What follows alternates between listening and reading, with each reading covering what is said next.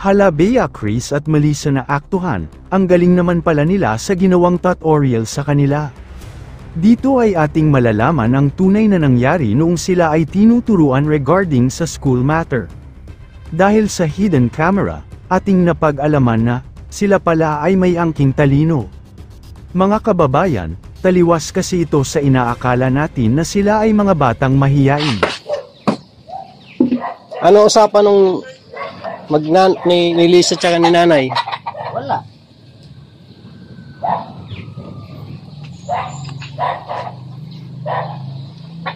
Siyempre, dapat may ano yan, may Talent pay. talent pa. Ay, alam mo naman. Yan si Melissa, wala naman yan problema kay Melissa. Kumbaga bigyan siya o hindi siya bigyan, okay lang.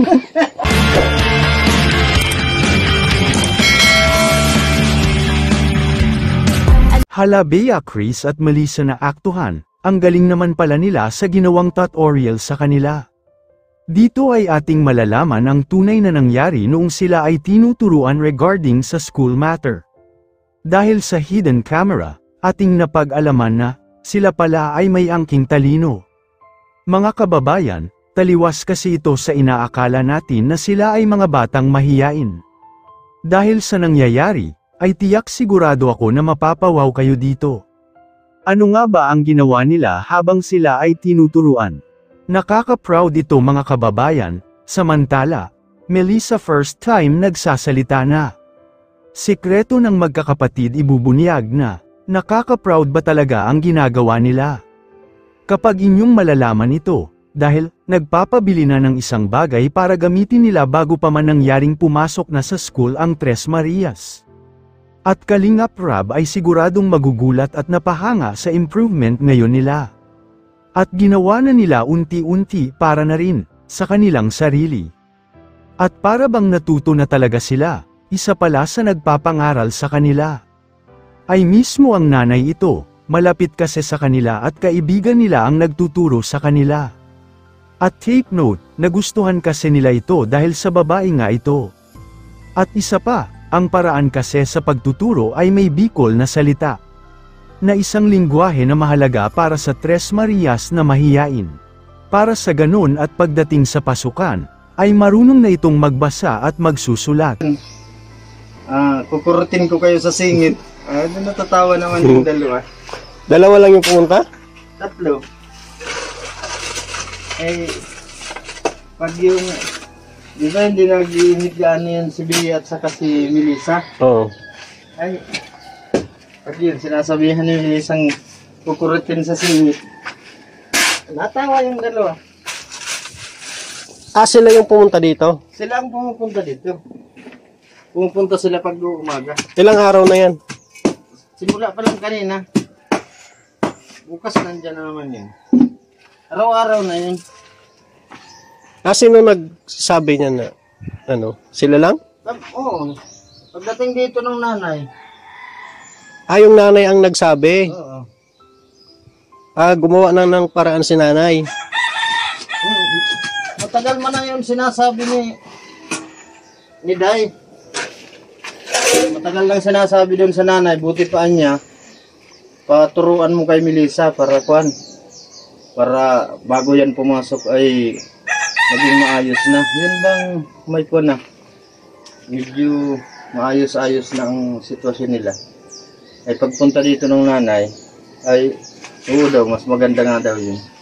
Sabi ko naman, mas magandang si Melissa ang mag-tutor at kumbaga, kilala na nila. Yun bang hindi na sila yung mahiya pa, yung kasanayan na. Kaya ganun. At makakasabay na sila sa mga kaklase nila, kaya puspusan talaga ang ginawang pagtuturo sa kanila sa ngayon. At dahil nga sa may hidden camera, ay kayo na ang humusga dito. Ano ang masasabi nyo patungkol dito, at nakakagulat ito? Dahil paano daw nangyari ito? Grabe ang galing naman. Kapitbahay na concern sa buhay nila ang tumulong sa kanila. Na kahit wala itong sahod ay okay lang sa kanila. Melissa din kasi ang pangalan na siyang nagturo sa kay Bea at Chris at Melissa. At sa usaping pag-aaral, tiyak magugustuhan natin siya. Nakakagulat at nakaka-amaze ito mga kababayan, dahil sobra na ang ginawa ng tatlong Tres Marias na tinatawag na zombie sisters. At disclaimer lang po, sa kanila na mismo nanggagaling ito, na sila pala ay nagporsige na sa pagpapaturo sa kanila.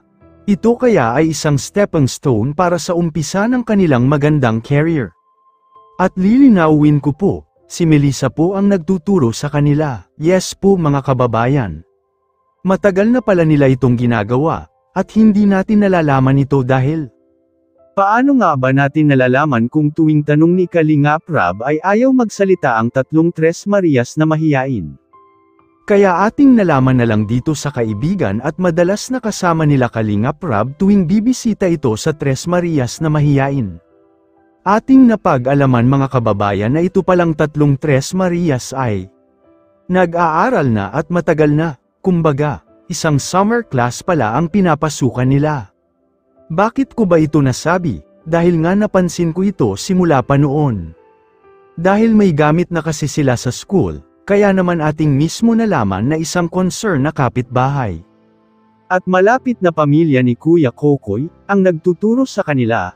Lingid sa kaalaman natin, si Kuya Kokoy ang isa sa nakatulong sa pagpunta nila Kalinga Prab, sa bukid o sa tirahan ng tatlong Tres Marias na mahiyain, na tinaguriang mga zombie sisters. Kaya dito atin din napag-alaman, na tuwing punta pala nila Bea Chris at Melissa, ay banibiro pala ito ni Kuya Kokoy, na ayusin nila at seryosohin ang mga bagay na itinuro sa kanila. Para may matutunan sila pagdating sa pasukan, nakakahanga lang ang tatlo dahil nag-response na ito. Nakita sa mga mukha nila ang saya na maturuan sila ni Melissa na anak ni Kuya Kokoy. Yes mga kababayan, baka malilito kayo, dahil kapangalan kasi ni Melissa ang nagtuturo sa tatlong magkakapatid na mahiyain sa ngayon. O, isang tutorial o pagtuturo ang naipamamalas sa tatlong Tres Marias na mahiyain.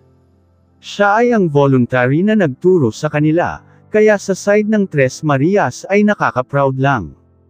Dahil sa lahat kasi ng panghuhusga sa kanila, ay hindi ito nagpapatinag. At hindi sila nawala ng pag-asa na hindi matutunan ang lahat ng ito. Dahil sikreto lang pala ito ng Tres Marias, pero ang malaking tanong dito ay bakit nga ayaw silang makikipag-cooperate sa Kalingap team tuwing punta nila? Ano kaya ang pwedeng gawin ni Kalingap Rob dito? At ang isa ko pang tanong, ay bakit hinayaan ng mga magulang na hindi sila makapag-aral ng maayos noon?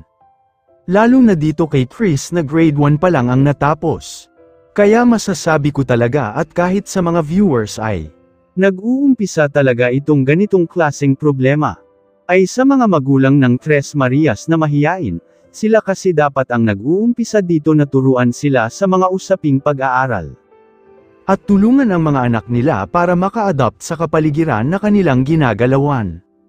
Kayo mga kababayan, sana ay magbigay kayo ng inyong komento, reaction at opinyon, para aming malaman ang inyong damdamin, at saloobin at may parating natin sa Kalingap team, at mabigyan agad ng aksyon ang ganitong sitwasyon, at para mabigyan agad ng solusyon. Pero bago ko tapusin ay isang mapagpalang araw mga kababayan, lalo na sa ating ama na si Kuya Bal Santos Matubang, Ate Eddie Vlog, Ilan nagagawa mo sa isang maraming sako? salamat po.